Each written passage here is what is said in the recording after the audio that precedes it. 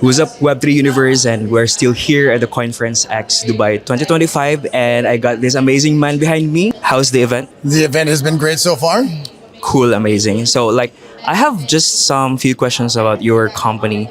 How would you explain to our community the problem that you are solving in your company? Sure. So 10 years ago, I learned my family's heritage and history.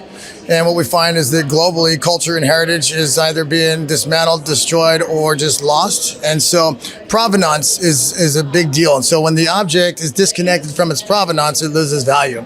And it also makes it so that future generations cannot get in touch with their roots. So we find that the blockchain is a perfect method to save the provenance and attach it to these pieces. Exactly, amazing, guys. Something that is an innovative project right now that you are currently, building.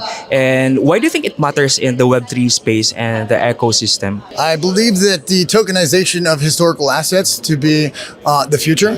I think the governments are very inefficient at managing certain properties in estates, especially in Eastern Europe. And so a lot of these properties are in a great state of deterioration. And so what we want to do is take historical assets, again, tie them to the provenance and tie people together through people, places, and things. So when you do your genealogical research, it might have names. You read the history book, it has the names, but you don't know who it attaches to. And then objects. They might be sitting in a museum, but there's really no information on it. So it's a matter of assimilating all this. And this way, you find that people, when they're in touch with their roots, they stand firm on 2 feet. And so it helps us identify with ourselves instead of having to identify as something or somebody else. Amazing. It's very cool, guys. It's because it's something that brings the past to the present and, preparing for the future. It's kind of a genealogy. Yeah, and what we find, it's actually very important. There's no geopolitical border when it comes to cultural heritage.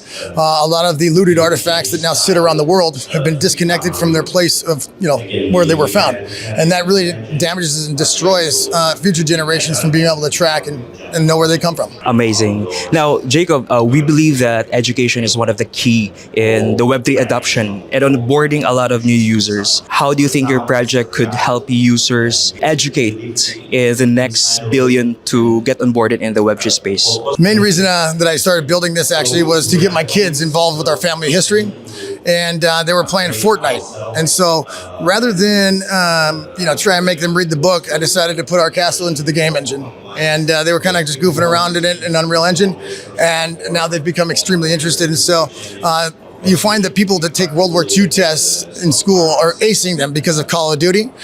So we want to take these historical artifacts, gamify it, and then add a little piece of information so that people can be educated, but through a gamified process. So education is very critical. Amazing. It's very cool. It's because it's kind of like immersive gamification. Like at the same time, you're playing and you're learning as well. Yeah, that's very cool.